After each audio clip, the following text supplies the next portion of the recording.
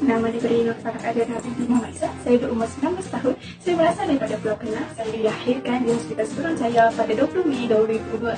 Saya merupakan anak kedua daripada 3 orang adik-beradik dan saya mempunyai seorang abang dan seorang adik perempuan. Hobi saya ialah memasak dan bermain piano. Cita-cita saya ialah menjadi seorang ahli psikologi kanak-kanak. Dan apabila saya sukakan kanak-kanak, keutamaan orang berilmu di atas alif padah bagaikan keutamaan bulan purnama atas seluruh bintang. Itulah prinsip saya yang saya boleh fahamkan.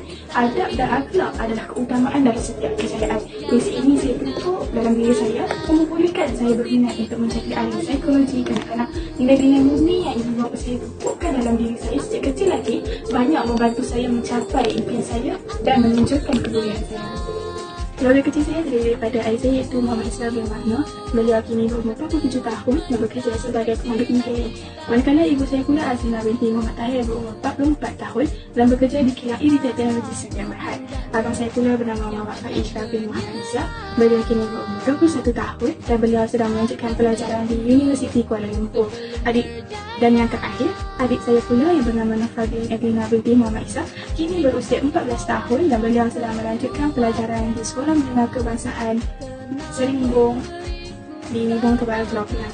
Saya mula mendapat pendidikan awal di Sekolah Kebangsaan Seri Tasik pada tahun 2009 sehingga 2014. Saya merupakan antara pelajar cemerlang di sekolah tersebut dan memegang jawatan pengawas sekolah. Semasa menduduki UPSR, saya memperoleh keputusan 4A dan 1B. Saya bersekolah di Sekolah Menengah Kebangsaan Agama Syekh Abdul Mutahid. Saya juga telah menyandang jawatan pengawas sekolah di sekolah tersebut. Semasa peperiksaan P3, saya mendapat keputusan 6B, 2B, 3C. Manakala semasa peperiksaan SPM, saya memperoleh keputusan 1A, 1A-, 3B+, 2B, 1C+, 1C, 1D dan 1E. Dan saya telah ditawarkan untuk melanjutkan pelajaran Kolej Matrikulasi Pulau Pinang bagi program 2 tahun dalam bidang sains pendidikan. Semasa menyambung pelajaran di sana, saya telah mendapat keputusan 4 secara berturut-turut dan saya mendapat dalam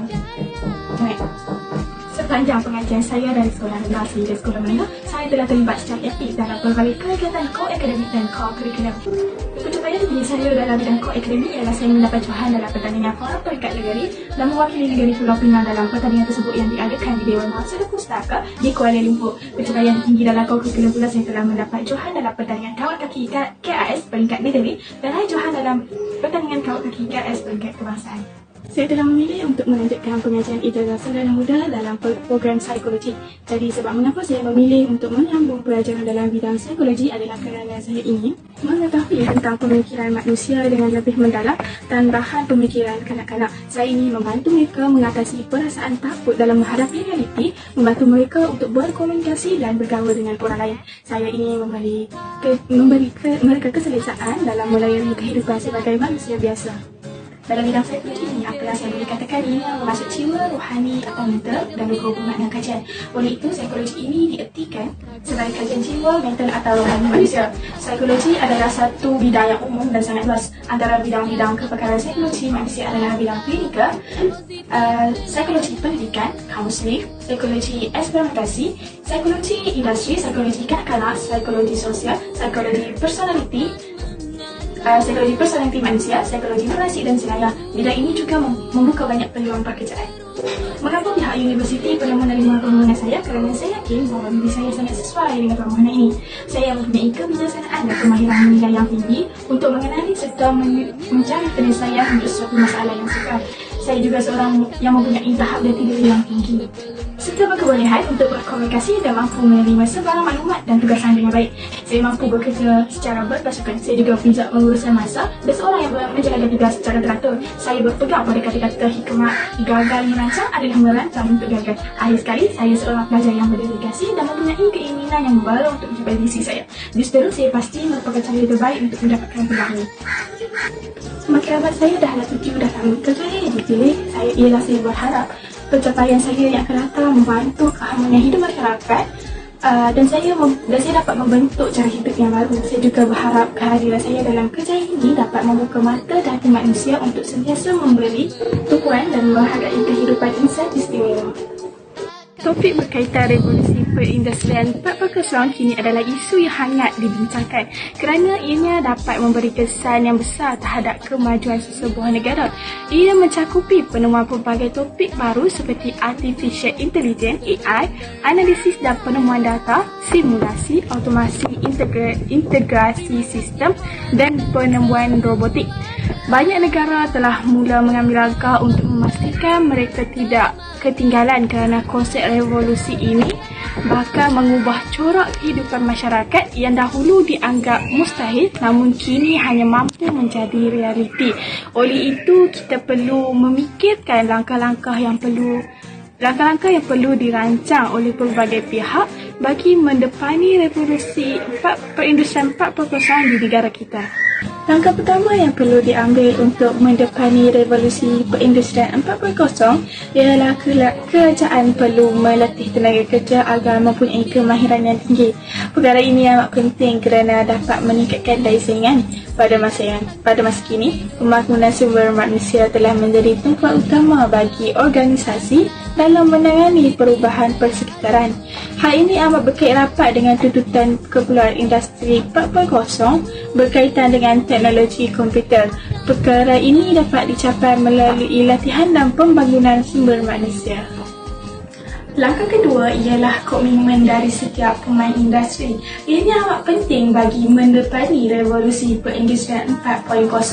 Jika setiap pemain industri memberi sepenuh komitmen, ianya dapat membantu mereka meningkatkan tahap kecekapan pengurusan ekonomi dan pengurusan kos secara keseluruhan.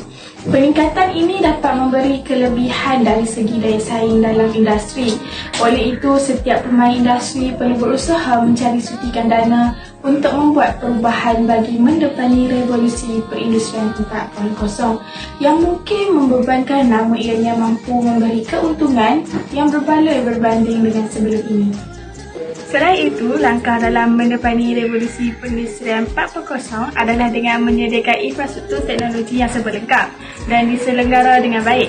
Bukan sahaja di seluruh negara, tetapi di kawasan luar bandar juga. Kemudahan teknologi dan jalur lebar perlu diperkembangkan dan diselenggara dengan baik agar pelabur dan pemain industri dapat mengambil manfaat dan pelaksanaan revolusi perindustrian 4.0. Capaian jalur lebar yang terkini iaitu 4G dan 5G dapat membantu dasar keberkesanan teknologi dan yang dicipta. Dasar monopoli dalam sumber pembekalan infrastruktur harus dihapuskan agar semua syarikat dapat bersaing dengan sihat.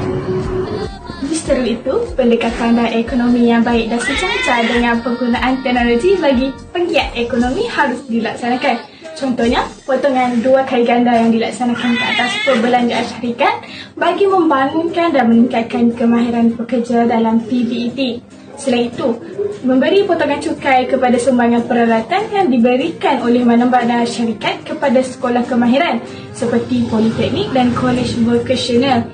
Perkara ini dapat menarik minat pelabur asing untuk melabur dalam negara kerana mereka melihat kita mempunyai kemampuan untuk bersaing dalam menghadapi revolusi perindustrian 4.0. Kesimpulannya, terdapat pelbagai langkah yang dapat kita lakukan untuk mendepani revolusi perindustrian 4.0. Ianya memberi cabaran baru kepada setiap sektor di negara kita kerana perlunya perubahan seiring dengan transformasi digital untuk kekal berdaya saing. Sekian daripada saya, terima kasih.